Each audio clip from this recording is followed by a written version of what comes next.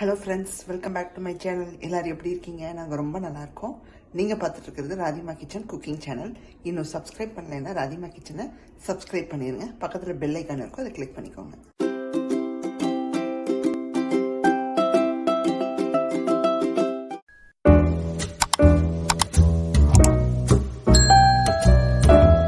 நம்ம பண்ணக்கூடிய ரெசிபிக்கு வந்து பார்த்தீங்கன்னா ஒரு பொடி ஒன்று ரெடி பண்ணி எடுத்துக்கணும். ட்ரை ரோஸ்ட் பண்ணி வறுத்து எடுத்து வச்சுக்கணுங்க. அது என்னன்னு பார்த்தீங்கன்னா மிளகு, சீரகம், சோம்பு, முந்திரி, இந்த 4ஐயும் வறுத்து பொடி பண்ணி எடுத்து வச்சுக்கணும். இந்த ரெசிபிக்கு ரொம்ப தேவை அது. ஸோ ஃபஸ்ட்டு அதை வறுத்து பொடி பண்ணி எடுத்து வச்சுக்கலாம். அதுக்கு ஒரு கடாய் வச்சாச்சு. நல்லா வந்து சூடாயிருச்சு. அதில் வந்து 1 டீஸ்பூனுக்கு சீரகம் சேர்த்துக்கணும். ரொம்ப சேர்த்துறாதீங்க, 1 டீஸ்பூன் போதும். அதே மாதிரி 1 டீஸ்பூனுக்கு சோம்பு. நான் எல்லாமே ஈக்குவலாக தான் சேர்க்குறேன். அப்புறம் மிளகு பார்த்தீங்கன்னா ஒரு 1.5 டீஸ்பூனுக்கு சேர்த்துக்கோங்க. இது கொஞ்சம் அதிகமாக இருக்கும். இதை வந்து நல்லா வந்து வறுத்துக்கணும். உங்களுக்கு அப்படியே ஒரு ஸ்மெல் வரும், அந்த அளவுக்கு வறுத்து எடுத்துக்கணும். இது வறுக்க கூடவே வந்து முந்திரி சேர்த்துக்கணும். எல்லாம் ஒரு 10 முந்திரி கிட்ட சேர்த்துக்கோங்க. ஸ்லோவில் வச்சுக்கோங்க, தீஞ்சிடக்கூடாது. ஜஸ்ட்டு உங்களுக்கு வாசம் வரணும், அவ்வளோதான். கருகாமல் வறுத்துக்கிறோம். வந்து பார்த்தீங்கன்னா எல்லாமே நல்லா வறுப்பட்டுருச்சு. நல்லா வெடிக்கிற சத்தம் கேட்குது. அப்புறம் முந்திரி வந்து பார்த்தீங்கன்னா என்னோடது ரோஸ்டட் முந்திரி, அதனால ரொம்ப வறுக்க தேவையில்லை. நீங்கள் அன்ரோஸ்டட்னா கொஞ்சம் நல்லா வறுத்து எடுத்துக்கோங்க.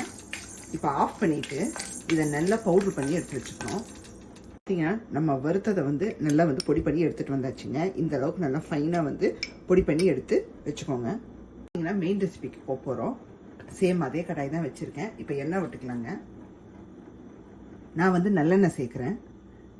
ஸோ நல்லெண்ணெய் வந்து இந்த ரெசிபிக்கு ரொம்ப சூப்பராக இருக்கும். நல்லா வந்து ஒரு 2 டேபிள் ஸ்பூனுக்கு சேர்த்துக்கிறோம். சேர்த்து நல்லா சூடானதும் நம்ம இங்கே வெங்காயம் வெட்டி வச்சுருக்கோங்க. ஒரு வெங்காயம் ஃபுல்லாக வெட்டி வச்சுருக்கேன் பொடியாக, அதை உள்ளே சேர்த்துடலாம்.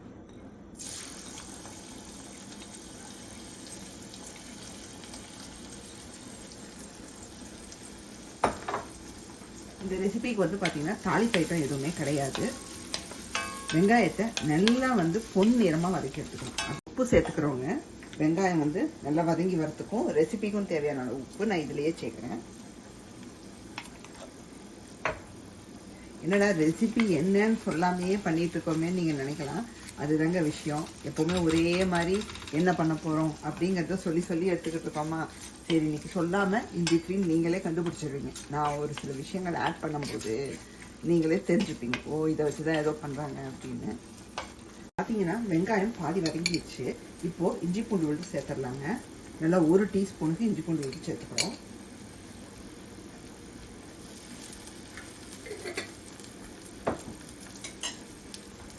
சேர்த்துட்டு நல்லா வதக்கி விட்டுடலாங்க. நமக்கு அந்த இஞ்சி பூண்டு நல்லா வதங்கி வரணும்.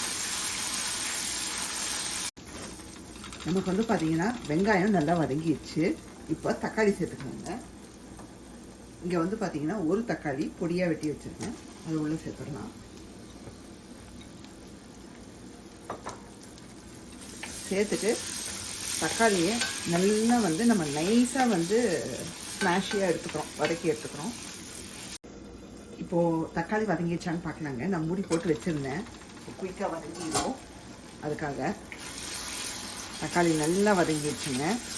இப்போ நம்ம ஐட்டத்தை சேர்க்க போகிறோம். ஸோ இது பிளெயினாக பண்ண போகிறோமா இல்லை ஏதாவது காய்கறி சேர்த்து பண்ண போகிறோமான்னு நீங்கள் வந்து யோசிச்சுட்டே இருந்துருப்பீங்க. ஏன்னா நான் ரெசிபி என்னன்னு கூட சொல்லவே இல்லை. ஸோ இப்போ ஆட் பண்ணும்போது நீங்களே தெரிஞ்சுப்பீங்க. நல்லா தக்காளி வதங்கிடுச்சுங்க.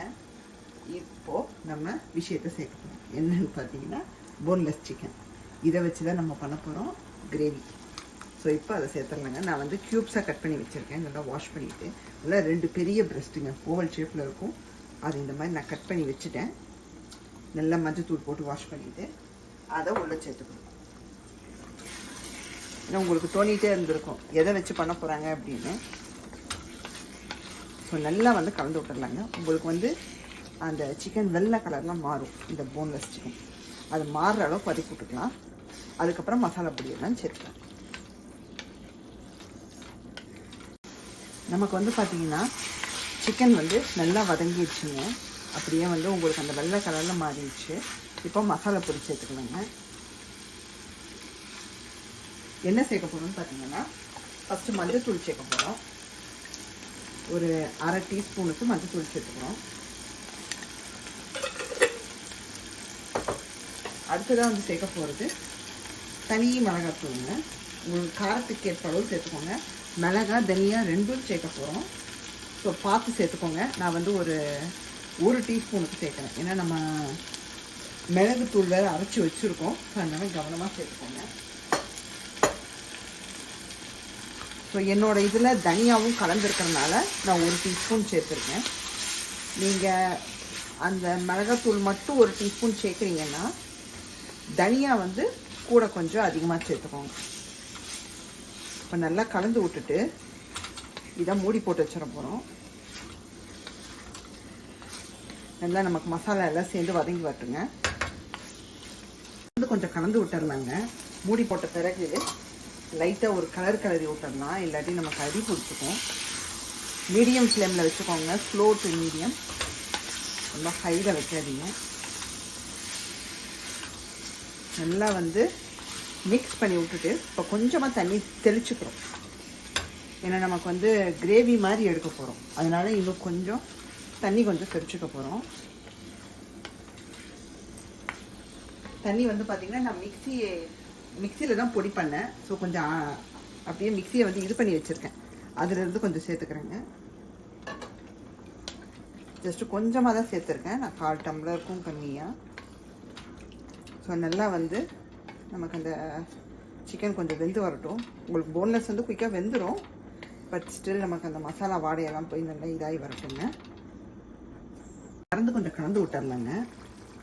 ஏன்னா நம்ம மூடி போட்டு ஒரு நிமிஷத்துக்கு மேலே இருக்கும். நல்லா அடியிலேருந்து கிளறி விடுவோம். அப்போ தான் மசாலா வந்து ஒட்டி இருக்கா இல்லையான்னு தெரியும். டேஸ்ட் பார்த்துக்கலாங்க ஒரு வாட்டி, ஏன்னா உப்பு காரம்லாம் எந்த அளவுக்கு இருக்குன்னு.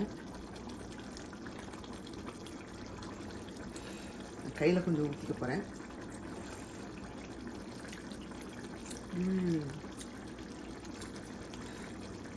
ஆஹா, சூப்பராக இருக்குங்க. கிட்டத்தட்ட அந்த போன் போட்டு சிக்கன் கிரேவி வச்சா எப்படி இருக்கும் அதே மாதிரி இருக்குங்க. டேஸ்ட் அப்படியே இருக்குது. நமக்கு அந்த போனில் வர டேஸ்ட் மாதிரியே கிடைக்குது. ஏன்னா போன்லெஸ் வச்சு நான் அதிகமாக சிக்கன் கிரேவி பண்ண மாட்டேன். ஏன்னா நேரமும் 65 வறுவல் அந்த மாதிரி தான் பண்ணுவேன். பட் இன்றைக்கி நான் பண்ணலாம் அப்படின்னு தோணுச்சு எனக்கு. ரொம்ப ரொம்ப சூப்பராக இருக்குது. கிரேவியே வந்து கலந்து இன்னொரு வாட்டி கலரி விட்டுட்டு நம்மளோட பொடியை சேர்த்துடலாங்க.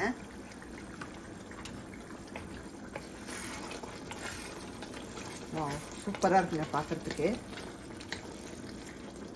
இப்போ அந்த பொடியை சேர்க்குற நேரம், ஏன்னா நம்ம நல்லா 2-3 நிமிஷம் 3 மினிட்ஸ்க்கு நல்லா வந்து நம்ம அந்த என்ன சொல்கிறது நம்ம தண்ணி ஊற்றி நல்லா இது பண்ணி விட்டுட்டோம்.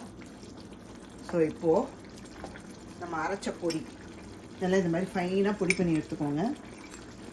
இதை வந்து எல்லாத்தையும் சேர்த்துடக்கூடாது. நமக்கு தேவைப்படுற அளவு தான் சேர்க்கணும். நான் இப்போ 1 ஸ்பூன் சேர்க்குறேன். ப்ளஸ் அந்த 1 ஸ்பூன் நம்ம செக் பண்ணி நாக்கில் அந்த டேஸ்ட்டை பார்த்துட்டு கூட நீங்கள் சேர்த்துக்கோங்க. ஏன்னா நமக்கு எக்ஸஸாக இருந்துச்சுன்னா ஒரு மாதிரி ஓவர் மசாலாவாக ஆயிடும். அதனால் நீங்கள் அரைச்சி வச்சுட்டு எவ்வளோ தேவையோ பார்த்துட்டு சேர்த்துக்கோங்க. மசாலா சேர்த்ததுக்கப்புறம் நீங்கள் மூடி வைக்க வேணாம். நல்லா நீங்கள் ஓப்பன்லேயே வந்து நல்லா இது பண்ணி விட்டுறலாம். நமக்கு முந்திரி போட்டிருக்கனால சீக்கிரமாக உங்களுக்கு வந்து தொக்கு மாதிரி வந்துடும். அதனால் பார்த்துக்கோங்க. உங்களுக்கு சீக்கிரமாக டைட் ஆகி கிரேவியை வந்து இது பிடிக்கும். இது அடியில் இப்படி பிடிச்சிக்கிறதுனால கவனமாக ஸ்லோவில் வச்சு பண்ணுங்கள். ஸோ இந்த மசாலா போட்டு இன்னும் ஒரு 1 மினிட்டுக்கு நல்லா வந்து இது பண்ணி விட்டுட்டு நம்ம கொத்தமல்லி தூவி இறக்கிடலாம். பார்த்தீங்கன்னா இந்த மசாலா பொடி போட்டு நான் வந்து என்ன பண்ணிட்டேன், அப்படியே விடாமல் கிளறி விட்டுக்கிட்டே இருந்தேங்க. ஸோ நல்லா ஒரு 1 மினிட்டுக்கு நல்லா அது வந்து மசாலா வந்து இதாகிடுச்சு. அண்டு டேஸ்ட்டு பார்த்தேங்க, சூப்பராக இருக்குது. நான் இப்படி எடுத்து பார்த்தேன், ரொம்ப நல்லா இருக்குங்க. இந்த நம்ம அரைச்சி போட்ட பொடியோடு சேர்ந்து அருமையாக இருக்குது. ஸோ சப்பாத்திக்கெல்லாம் ரொம்ப ரொம்ப சூப்பராக இருக்கும். இன்றைக்கி நாங்கள் சப்பாத்தியோடு தான் தொட்டுக்க போகிறேன். ஸோ நீங்கள் போன்லெஸ் வச்சு இந்த மாதிரி பண்ணதில்லைன்னா கண்டிப்பாக பண்ணி பாருங்கள். ரொம்ப ரொம்ப அருமையாக இருக்குது. நீங்கள் இதை இறக்கும்போது ரொம்ப திக்காக இருக்குதுன்னு நினச்சிங்கன்னா கொஞ்சமாக தண்ணி தெளித்து லைட்டாக ஹீட் பண்ணி சூடு பண்ணிவிட்டு இறக்கிக்கோங்க. கன்சிஸ்டன்சி வந்து ரொம்ப திக்காக இருக்குது அப்படின்னா, எனக்கு இந்த பதம் வந்து கரெக்டாக இருக்குது. ஸோ ஃபைனலாக பார்த்தீங்கன்னா கொத்தமல்லி உங்களுக்கு எந்த அளவுக்கு பிடிக்குமோ சேர்த்து இறக்கிடுங்க. அருமையான கிரேவி ரெடி. கேஸ் ஆஃப் பண்ணிடலாங்க. இது வந்து ஷுவராக சொல்கிறேங்க, சப்பாத்திக்கு சுட சுட இட்லிக்கு கூட அருமையாக இருக்கும். கண்டிப்பாக ட்ரை பண்ணி பாருங்கள். இன்றைக்கான ரெசிபி வீடியோ பார்த்துருப்பீங்க. கண்டிப்பாக உங்களுக்கு எல்லாம் பிடிச்சிருக்கும் நான் நம்புகிறேன். மறக்காமல் ரெசிபியை ட்ரை பண்ணி பாருங்கள். என்னோடய சேனலை பார்த்துட்ருக்கீங்க, இன்னும் சப்ஸ்கிரைப் பண்ணலைன்னா ராதிமா கிச்சனை சப்ஸ்கிரைப் பண்ணிடுங்க. பெல் ஐக்கானை கிளிக் பண்ணிடுங்க. பிடிச்சிருந்தா ஃப்ரெண்ட்ஸ் ஃபேமிலிக்கெல்லாம் ஷேர் பண்ணி விடுங்க. கமெண்ட்ஸும் போடுங்க, ஒரு லைக்கும் தட்டி விடுங்க. உங்களை வேறொரு வீடியோவில் சந்திக்கிறேன். பாய், see you in next recipe.